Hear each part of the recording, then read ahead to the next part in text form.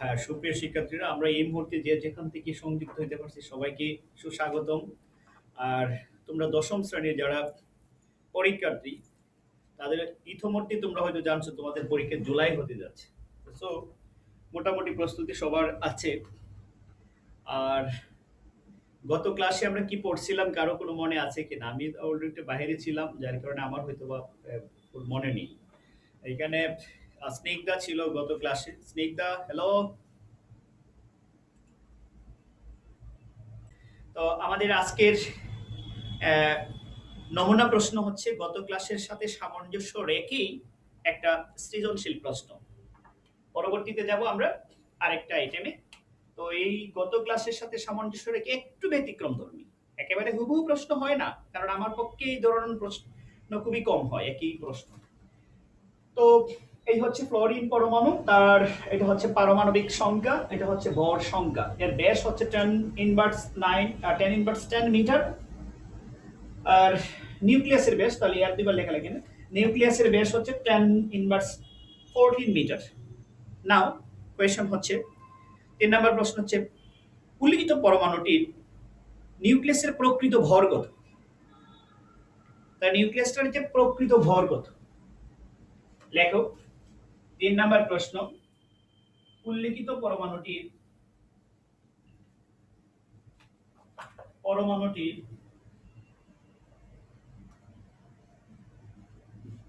পরমাণুটির পরমাণুটির নিউক্লিয়াসের,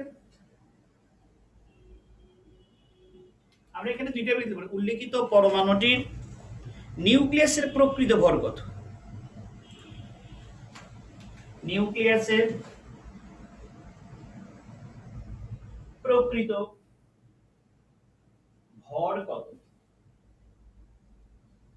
এই ছিল একটা প্রশ্ন। 4 নম্বর প্রশ্ন হবে, এটা গতদিনে এরকম করা হয়েছে হুবহু প্রশ্ন। 4 নম্বর প্রশ্ন, আমরা 4 নম্বর প্রশ্নটা এ করবো যে উল্লিখিত পরমাণুতে নিউক্লিয়াসের ঘনত্ব কত? তার মানে পরমাণুটির নিউক্লিয়াসের ঘনত্ব কত লিখে রাখবা। পরমাণুটির নিউক্লিয়াসের ঘনত্ব কত? তো এই ছিল 4 নম্বর প্রশ্ন। আমি 1, 2 তো সাধারণত আমরা যে কোনো অধ্যায় থেকে নিয়ে আসতে পারি এবং বইয়ের হুবহু একটা অংশ। আর 2 মার্কের একটা স্ট্যান্ডার্ড একটা প্রশ্ন হবে। গত ক্লাসে এরকম প্রশ্ন অনেকগুলো দিয়েছিলাম। তো আজকের প্রশ্নগুলোর মধ্যে হচ্ছে নিউক্লিয়াসের বা ওই যে এখানে পরমাণুটার কথা উল্লেখ করা হয়েছে, এই পরমাণুটার নিউক্লিয়াসের প্রকৃত ভর। তো নিউক্লিয়াসের প্রকৃত ভর তোমার নির্ণয় করতে হবে, এটা গাণিতিক সমস্যা। 4 নম্বর প্রশ্ন হচ্ছে ওই নিউক্লিয়াসটার ঘনত্ব নির্ণয় করো। ঘনত্ব কিভাবে নির্ণয় করবা? এখানে যথেষ্ট পরিমাণ ইনফরমেশন দেয়া আছে। এই পরমাণুটার ব্যাস দেয়া আছে, নিউক্লিয়াসের ব্যাস দেয়া আছে। তো এখানে যদি কারো কোনো ইনফরমেশন লাগে, কারণ আমরা জানি নিউক্লিয়াসটা হচ্ছে একটা বৃত্তাকার ধরা হয় বা গোলাকার, তখন এটাকে যদি আমরা বৃত্তাকার বা গোলাকার বস্তুর ক্ষেত্রে আমরা জানি তার আয়তন জানি, ঠিক তেমনি আয়তন থেকে আমরা কি করতে পারি? তার ঘনত্ব নির্ণয় করতে পারি। তোমরা ফিজিক্সে পড়ছো rho is equal to m by v. Rho মানে ডেনসিটি, এটা পড়ে আসছো, আমি জানি তোমরা এটা পড়ছো। র ইজ ইকুয়াল টু কি? এম বাই ভি, অর্থাৎ মাস মানে ভর, ভলিউম আয়তন, র ডেনসিটি ঘনত্ব। সো নিউক্লিয়াসের ঘনত্ব হবে rho is equal to m by v. প্রশ্ন হচ্ছে এটা ভি বের করব আমরা কিভাবে? ভলিউম আয়তন, তার মানে আমার আয়তনটা আমার না, জাস্ট পরমাণুটার আয়তনটা লাগবে। আয়তনটা বের করার জন্য আমরা একটা সূত্র জানি। তো আমি যদি কাউকে জিজ্ঞেস করি, নাসিফ তুমি বলো তো, এই যে পরমাণুটার নিউক্লিয়াসের আমরা ভলিউমটা বের করার জন্য আসলে ভলিউমের এখানে সূত্রটা কি হবে? Please tell me.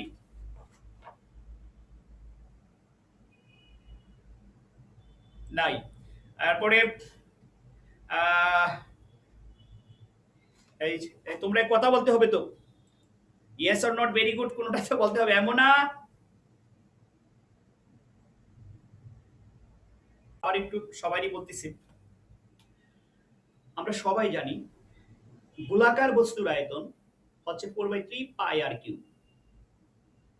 Pi r cube. Hair পাই তো একটা কনস্ট্যান্ট, আসলে পাইয়ের মান কনস্ট্যান্ট আমরা সবাই জানি। আর মানে হচ্ছে রেডিয়াস। তো যেহেতু প্রশ্নে এখানে দেয়া আছে ব্যাস, তুমি ইচ্ছা করলে তুমি এটাকে মানে কি ব্যাস থেকে তুমি রেডিয়াসে নিতে পারো। আর যদি না স্যার আমি ব্যাসটাকে বেশি রাখবো, প্রয়োজনে ওই সূত্রটাকে আমি ওই যে এটা 4/3 পাই আর কিউব আছে এটাকে কনভার্ট করে নিব। তাহলে চলো আমরা ওইটাকে কনভার্টটাও দেখে আসি।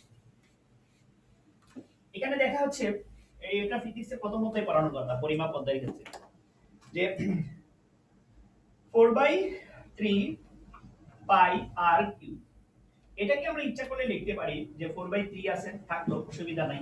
আর মানে হচ্ছে রেডিয়াস।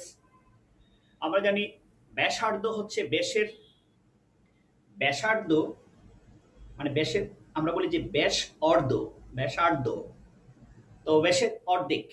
এটাকে আমরা লিখতে পারি d/2 আর কিউব। তাহলে এটাকে আমরা কাটুস করতে পারি। এই কাটুস করলে কি আসতেছে, যদি এই হিসাবে যদি লিখি, এখানে হচ্ছে 3 আর d আর কিউব,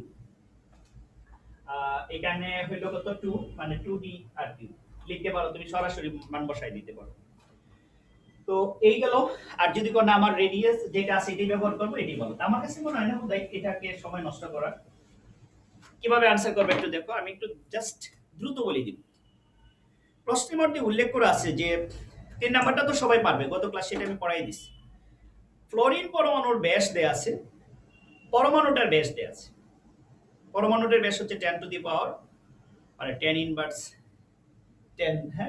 10 মিটার দেওয়া আছে। তবে তুমি যদি এই মানটাকে ব্যবহার করে প্রশ্নটাকে কি করতে যাও, সলভ করতে যাও, তাহলে এটা ভুল হওয়ার সম্ভাবনা একটু বেশি আমার কাছে মনে হয়। কারণ তোমরা একটা পরমাণুর প্রকৃত ভর যদি পরিমাপ করতে যাও, তাহলে কয়েকটা বিষয় লাগে। সেটা লাগবে কি ইলেকট্রন, প্রোটন, নিউট্রন। একটা ইলেকট্রনের ভর জানতে হবে, ঠিক তেমনি এখানে যতটা ইলেকট্রন আছে সবগুলার জানতে হবে, মানে গুণ করে প্রোটনের, নিউট্রনের। আর যদি আমি এখানে একটা কাজ করি, যেহেতু প্রশ্নটা উল্লেখ করা হয়েছে যে আমি 4 নাম্বারটার কথা বলতেছি, 3 নাম্বারটা যেহেতু আমি করে দিচ্ছি না, কারণ গত ক্লাসের হুবহু অঙ্কটে একইবার 4 নাম্বারটা শুধু দেখে যাচ্ছে। এখানে 4 এর ক্ষেত্রে আমরা কি করব, আমরা ফ্লোরিন পরমাণুর নিউক্লিয়াসের ঘনত্ব নির্ণয় করব। ঘনত্ব নির্ণয় করা মানে কি, ডেনসিটি ρ = কি হচ্ছে m/v। m এর মানটা আমরা অলরেডি বের করতে পারবো, ভলিউমটাও বের করতে পারবো। m এর মানটা কিভাবে বের করব দেখো, 3 নাম্বার প্রশ্নের ক্ষেত্রে তোমরা অলরেডি এটা বের করে আসবে। অর্থাৎ 3 নাম্বার প্রশ্নে নিউক্লিয়াসের ভর তুমি বের করবে। 3 নাম্বার প্রশ্ন থেকে তুমি নিউক্লিয়াসের ভরটা কিভাবে আনবে? আমরা জানি নিউক্লিয়াসের কি কি থাকে, প্রোটন থাকে আর নিউট্রন থাকে। তো এখানে প্রোটন কয়টা আছে? প্রোটন হচ্ছে তার পারমাণবিক সংখ্যার সমান 9টা প্রোটন। নিউট্রন কয়টা আছে? 10টা। 19 - 9 = 10। আশা করি ব্যাপারটা বুঝছেন। তাহলে 9টি প্রোটন, আমি যদি 9টা প্রোটনের ভর আর 10টি নিউট্রনের ভর is equal to নিউক্লিয়াসের ভর, আর দিস ইজ m। কার? ওই পরমাণুটার নিউক্লিয়াসের ভর আমরা পেয়ে যাচ্ছি। তাহলে এইভাবে একটা পরমাণুর নিউক্লিয়াসের ভর আমরা বের করতে পারি। তাহলে একটা প্রোটনের ভর কত? আমরা জানি একটা প্রোটনের ভর হচ্ছে 1 পয়েন্ট, তোমরা দেখবা তোমাদের বই দেওয়া আছে, তো 1.67। তুমি যদি প্রকৃত ভর ব্যবহার করো তাহলে লিখতে হবে যে একটি প্রোটনের প্রকৃত ভর হচ্ছে 1.673 × 10⁻²4 গ্রাম।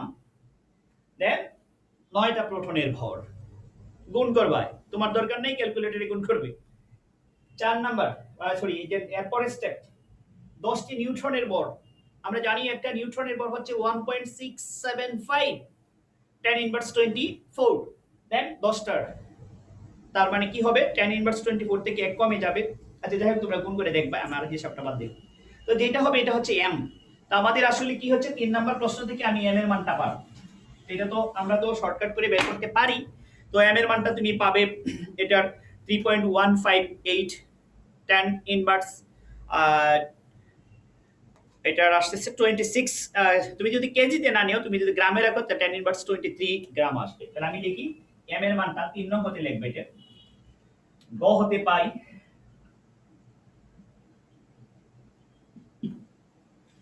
নিউক্লিয়াসের ভর, পরমাণুটি লিখবা, পরমাণুটির নিউক্লিয়াসের ভর আমি লিখে রেখেছি। পরমাণুটি পরমাণুটির নিউক্লিয়াসের ভর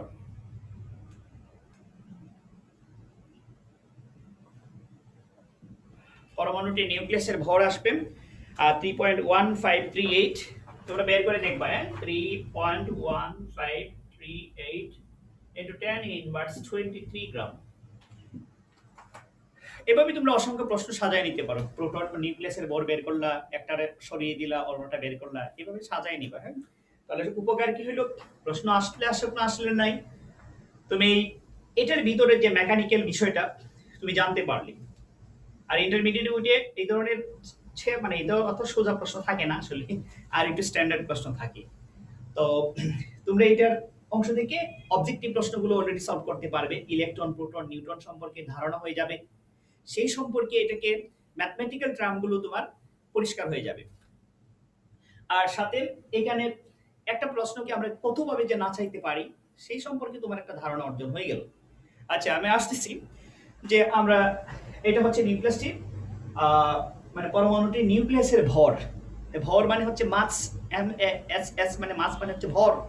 আমি এম এর মানটা পেয়ে গেছি। আমরা বের করব কি র ডেনসিটি বা ডি, যেটাকে বলি ডি ইজ ইকুয়াল টু কি এম বাই ভি। সো আমাদের প্রয়োজন হচ্ছে ভি বের করা এখন, মানে ভলিউম। তাহলে একটা লাইন আমরা লিখব। আমরা জানি পরমাণু আসলে তার অভ্যন্তরে যে একটা বৃত্তাকার বা গোলাকার বস্তু, ভারী বস্তু থাকে, তার নাম দেওয়া হয়েছে কেন্দ্রিকা বা নিউক্লিয়াস।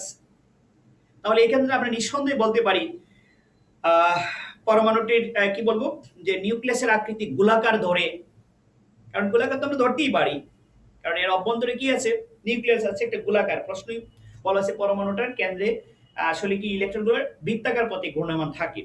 এরপরে এখানে আমরা ধরে নিব যে পরমাণুর নিউক্লিয়াসটাকে একটি বৃত্তাকার ধরে, একটি বৃত্তাকার বা গোলাকার বস্তুর আয়তন সম্পর্কে আমরা জানি।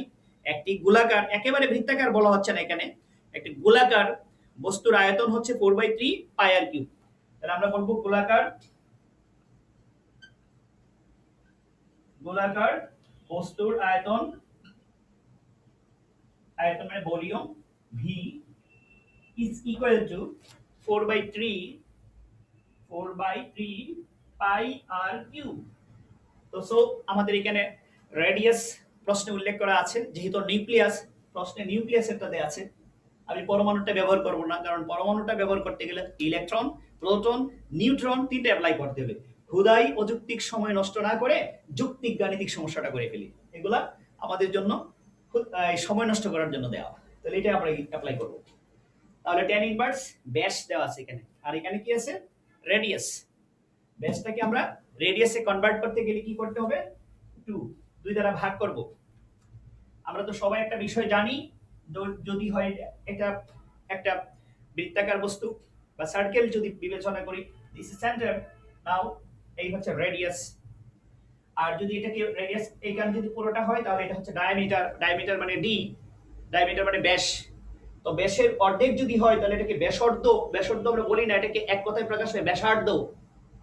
তো ব্যাসার্ধটাকে তাহলে আমরা বলি ব্যাসার্ধ হচ্ছে ব্যাসের অর্ধেক। এখানে ব্যাস দেওয়া আছে, তার মানে আমাদের সূত্রে লাগবে কি, ব্যাসার্ধ আছে কি ব্যাস। 2 দ্বারা ভাগ করে ফেলি, ভাগ করলে কি আসবে, এটাকে তুমি তোমার মতো সাজায় নিতে পারো। এখানে tan inverse 14 K tan inverse 14 divided 2 is equal two 5 into tan inverse 15। হ্যাঁ, তোমরা দেখবে একটু, আমারও ভুল হইতে পারে। tan ইনভার্স 14 ডিভাইডেড 2, তাহলে আমার কাছে আসতেছে 5 into tan ইনভার্স, এইটার মান আসতেছে 5 into tan ইনভার্স 15। ঠিক আছে, আমরা যদি 2 দ্বারা ভাগ করি, এরপরে হচ্ছে পাই। পাইয়ের মান সবার ক্যালকুলেটর আছে, শিফট বাটন চাপ দিয়ে তুমি দেখ অলরেডি ইএক্সপি বাটন আছে বা অন্যান্য যার কি যে ক্যালকুলেটর থাকে চাপ দিলে চলে আসতেছে। তার মানে আমরা এখান থেকে ভলিউমটা পাইতেছি,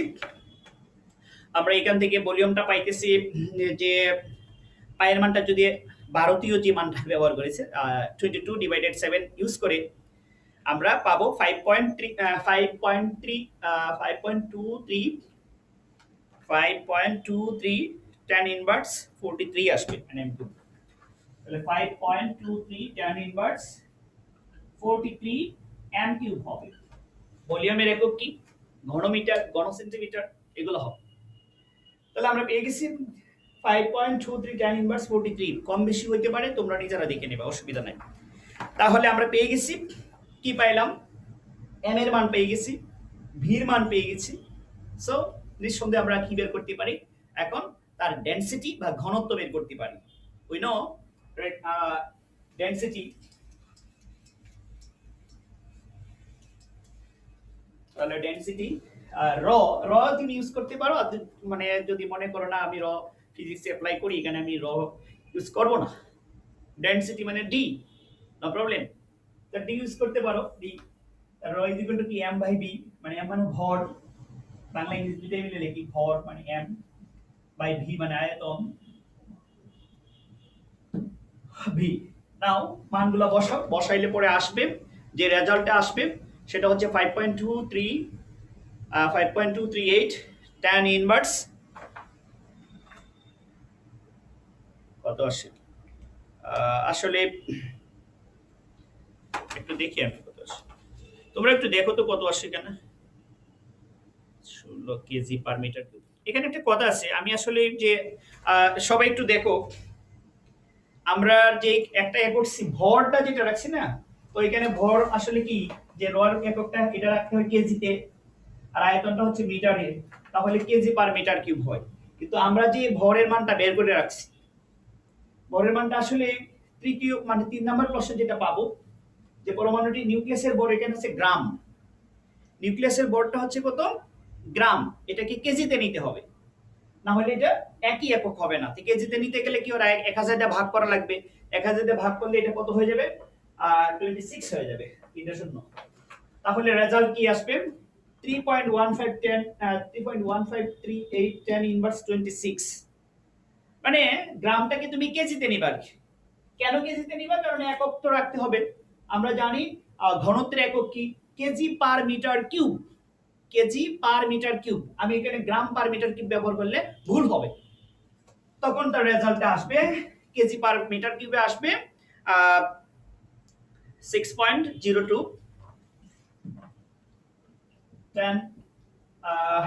tan ইনভার্স কত আসে, tan ইনভার্স দেখি একটু,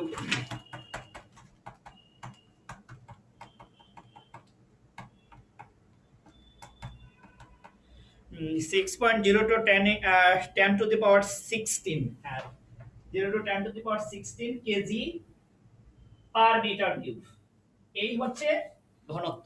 আচ্ছা ঠিক আছে, এখন আমি পুরো অংশটা আবার রিভিশন দিয়ে আসতেছি।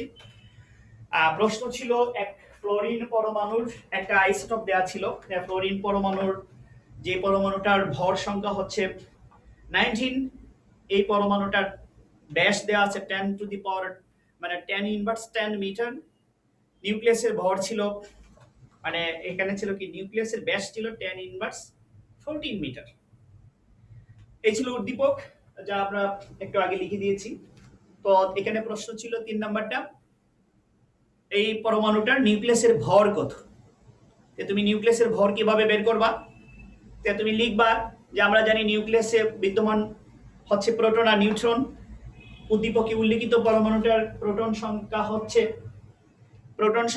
কয়টা, 9টা, আর নিউট্রন সংখ্যা হচ্ছে 19 - 9 = 10। আমরা জানি একটি প্রোটনের ভর হচ্ছে 1.673 tan ইনভার্স 24, সুতরাং 9টার গুণ করবা। আবার প্রোটনের ক্ষেত্রে নিউট্রনের ক্ষেত্রে সেম, একটা নিউট্রনের ভর হচ্ছে 1.675 * tan ইনভার্স 24, সুতরাং 10টা নিউটনের ভর হচ্ছে গুণ করবা, সো দুইটার সামেশনই হচ্ছে পরমাণুটার নিউক্লিয়াসের ভর। It's real answer.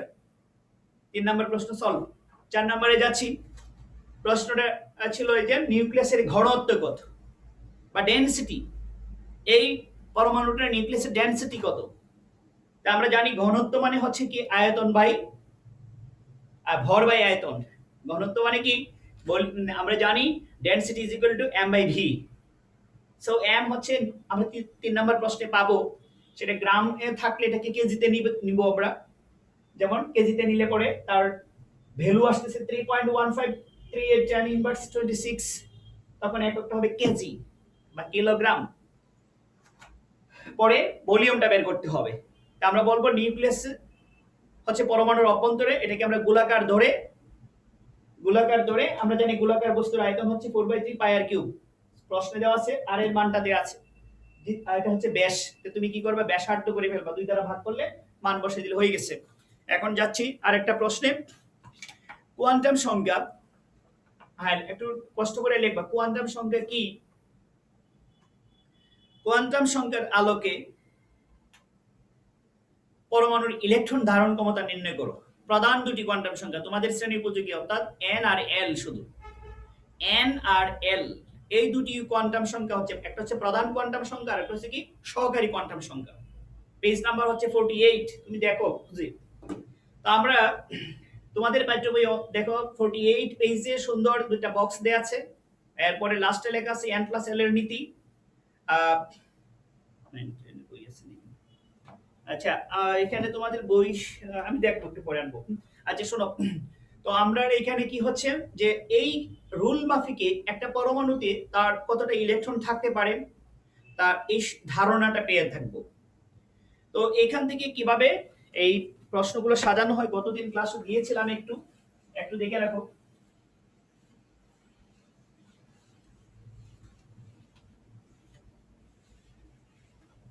যদি পারো তাহলে তো বলবা, না পারলে তো আমার একটু ইনফর্ম করবে, স্যার এটা বুঝি নেই। এখন প্রশ্ন যদি থাকে যে আমি এটা হচ্ছে বোর পরমাণু মডেলের সাথে সামঞ্জস্য রেখে দেওয়া হয় প্রশ্নটা, এটা KLM দেয়া থাকলো। 3 নাম্বার প্রশ্নটা আমরা সাধারণত ইজি একটা প্রশ্ন দিই উদ্দীপকের আলোকে। তাহলে এটা কেমন হতে পারে? উদ্দীপকে উল্লেখিত এম শেলকে বেশি ইজি হয়ে যায়, এম শেল দিই, হ্যাঁ এম শেল। তাহলে যদি প্রশ্ন করা হয় উল্লেখিত এম শেলের ম্যাক্সিমাম ইলেকট্রন ধারণ ক্ষমতা বা সর্বোচ্চ ইলেকট্রন ধারণ ক্ষমতা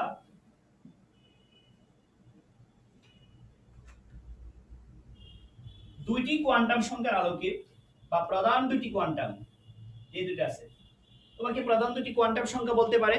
আর যেহেতু সরাসরি বইয়ে কোয়ান্টাম সংখ্যা কথাটা উল্লেখ করে নাই, তাহলে তোমাকে এভাবে বলতে পারে, যেভাবে আমাদের স্কুলে আমি দিয়েছিলাম n ও l এর সাথে, এভাবে যে n শেলের সর্বোচ্চ ইলেকট্রন ধারণ ক্ষমতা n ও l এর সাহায্যে, এই যে n ও l এর সাহায্যে নির্ণয় করো।